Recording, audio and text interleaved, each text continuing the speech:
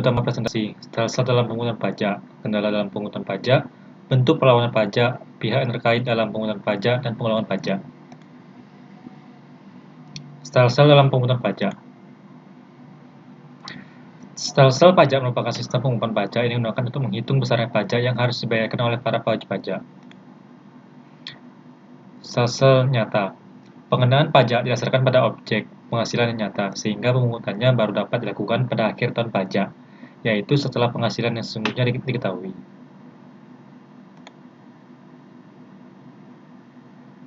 Stelsel anggapan. Pengenaan pajak didasarkan pada suatu anggapan yang diatur oleh undang-undang. Misalnya penghasilan 1 tahun dianggap sama dengan 1 tahun sebelumnya, sehingga pada awal tahun pajak sudah dapat ditetapkan besarnya pajak yang berhutang untuk tahun pajak berjalan. Stelsel campuran. Stelsel ini merupakan kombinasi antara stelsel nyata dengan stelsel anggapan. Pada awal tahun, besarannya pajak dihitung berdasarkan suatu anggapan. Kemudian pada akhir tahun, besarnya pajak disesuaikan dengan keadaan yang sebenarnya. Kendala dalam pengurusan pajak. Kendala dalam pengurusan pajak. Lain dalam pengurusan pajak adalah adanya paradigma yang selama ini dianut oleh sebagian besar masyarakat, bahwa percuma membayar pajak karena akan memperkaya petugas pajak. Tindakan seperti ini dilakukan masyarakat untuk mengeluarkan diri dari pajak dan merupakan usaha yang disebut perlawanan terhadap pajak. Perlawanan pasif. Masyarakat enggan membayar pajak yang dapat disebabkan oleh perkembangan intelektual dan moral masyarakat. Perlawanan aktif. Perlawanan aktif meliputi semua usaha dan perbuatan yang dilakukan oleh wajib pajak dengan tujuan untuk menghindari pajak. Bentuknya antara lain tax avoidance dan juga usaha meringankan beban pajak dengan tidak melanggar undang-undang. Bentuk perlawanan terhadap pajak.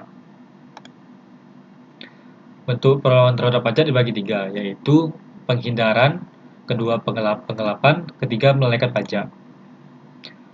Penghindaran pajak. Penghindaran pajak terjadi sebelum SKP keluar. Penghindaran pajak dilakukan dengan 3 cara, yaitu menahan diri, pindah lokasi, penghindaran pajak secara yuridis. Menahan diri. Wajib pajak tidak melakukan sesuatu yang bisa dikenai pajak.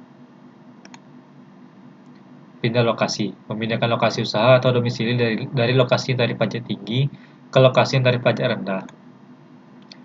Penghindaran pajak secara yuridis biasanya dilakukan dengan memanfaatkan kekosongan atau ketidakjelasan undang-undang.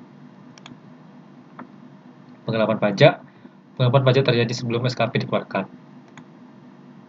Melalaikan pajak terjadi setelah SKP keluar. Melalaikan pajak adalah menolak membayar pajak yang telah ditetapkan dan memenuhi formalitas-formalitas yang harus dipenuhi oleh wajib pajak dengan cara menghalangi penyitaan.